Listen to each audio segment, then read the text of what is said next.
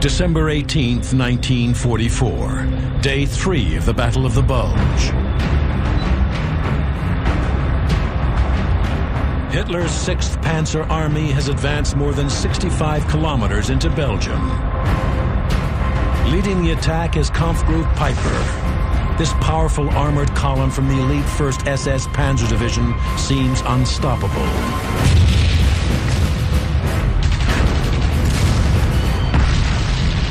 Their objective? The bridges across the Meuse River. Taking them will open the way to the Allied seaport at Antwerp.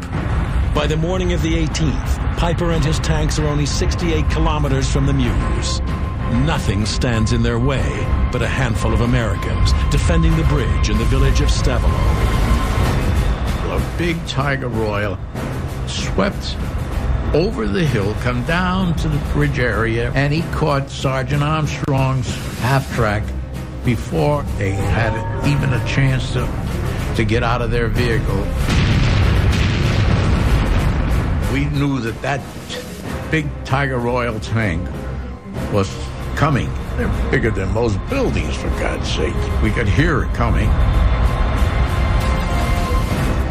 The Tiger Royal, or King Tiger, is a battlefield monster. It weighs 70 tons, more than twice as much as a Sherman, and is plated with armor that is in places 180 millimeters thick. Its long-barreled 88-millimeter main gun can penetrate even the heaviest Allied armor at ranges of over 3,000 meters, making the King Tiger the biggest and most powerful tank on the World War II battlefield. This is one of Kampfgruppe Piper's Tigers. This is a King Tiger II. This was the warhorse of Kampfgruppe Piper's unit. After looking at a Sherman, and then you see this, then you see what a tank is. They were firing 25-pounder shells from close range into this Tiger. And we can see here where they've glanced off the front armor, which is around 186 millimeters thick. And this here is a shell that actually went in to this Tiger and exploded out. Wouldn't have stopped it at 25 yards. That's how powerful this thing is. It's sporting an 88 cannon. It's one of the best cannons the Germans had in the field. If you'd have been on the naughty end of this, you could forget it. Your war was over if you're hit by one of these things.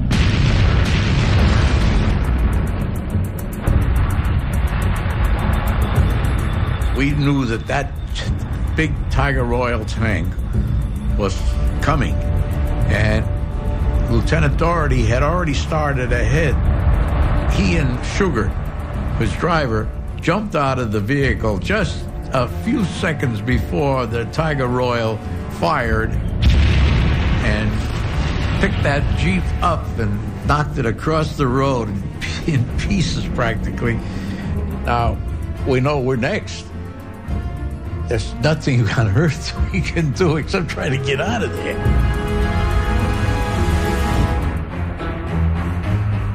But Celentano and his men can't move their M5 anti-tank gun. Repeated firing has driven the tails deep into the ground. In my case, the gun dug in so far because we fired so many rounds, it was very difficult to get them out of the ground. Then the Tiger Royal, for some reason or other, wanted to get into a better position to be able to fire on us. And he backed up into a huge building. Everything, the whole building came right down on him. And we made our escape before that Tiger Royal got a chance to do any firing. The whole building came down on him. Despite the Americans' efforts, Piper and his column cross the bridge, take Stavelot, and push on towards the Meuse River.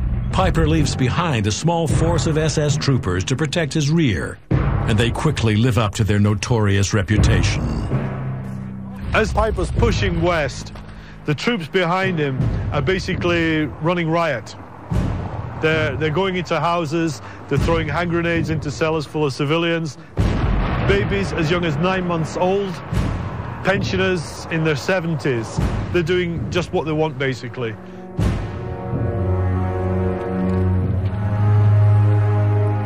The village lies in ruins. 130 civilians are slaughtered, including the family of Arlette Mignon. I was only 2 years old. We were living here, my parents and my 2 sisters and me. The morning of the 19th, there was lots of movement and we started to panic, so we went down to the cellar. In the afternoon, we heard footsteps on the first floor, and even though my mother was scared, and since my mother could speak German, she told them that we were civilians, but they shot at us anyway. My mother was hit and she died with my 2 sisters, and I was in my father's arms. To make sure everyone was dead, they shot at us again, and my father got a bullet in the foot, and a bullet went through my leg. To be safer, my father brought me up to the attic. The Americans came and took us to the hospital and saved our lives. Later that day, American reinforcements arrive in Stavelot, wipe out Piper's rear guard and destroy the bridge. But it's too late. Piper's main force is already on its way to the Meuse. As the 1st SS Panzer Division pushes west, the 12th SS Panzer Division is ordered to clear the twin towns of Krinkelt-Rochrath, held by stubborn remnants of the U.S. 99th Infantry Division. The 12th SS is well equipped, fielding more than 14,000 men, 90 tanks, and 60 SP guns, including 40 Jagdpanzer IV tank destroyers. The Jagdpanzer IV is protected by 80 millimeters of sloped frontal armor and is powered by a 300 horsepower engine, enabling it to reach top speeds of 40 kilometers per hour. It is a 26-ton tank killer equipped with a 75 millimeter high-velocity cannon, able to rip through even the most robust Allied armor. With all that firepower, it should be easy to take the twin towns. But in 1944, the whole German war machine, including the 12th SS, is running out of gas. Bei dem Benzinmangel, wenn Sie aufpassen müssen mit jedem. You can start an offensive that leads forward if you have a shortage of gas. Das ist keine Voraussetzung, um einen Offensiv. You have to watch every single liter of gas you spend. Wir waren so auf Sparsamkeit trainiert, in unsere Bewegungen beeinträchtigt. Our movements were so impaired that a speedy progress was just not possible.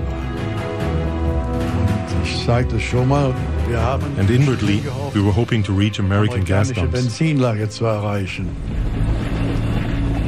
Das ist, glaube ich, der On December 18th, we attacked Krinkelt.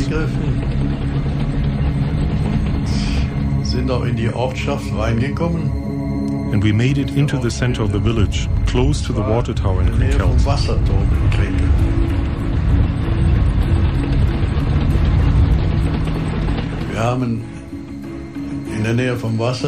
Close by the water tower was a hayfield, and we forged ahead, and we opened fire.